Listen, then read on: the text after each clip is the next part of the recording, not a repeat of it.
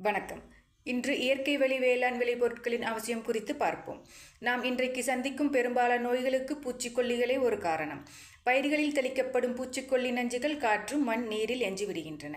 இந்த எஞ்சிய நஞ்சு பயிர்கள் மற்றும் உணவுப் பொருட்களின் வழியாக நம் உடலுக்குள் சென்று தங்கி மெல்ல மெல்ல கொடிய விஷயமாக மாறுகின்றன. தொடர்ந்து அவற்றை உணவாக பயன்படுத்தும் பொழுது 10-15 ஆண்டுகளில் உள்ளுறுப்புகள் பாதிக்கப்பட்டு இரத்த அழுத்தம், பார்வை குறைபாடு, ஆஸ்துமா, சிறுநீரக கோளாறுகள், கேன்சர் என பல வகை நோய்கள் நம்மை பாதிக்கின்றன.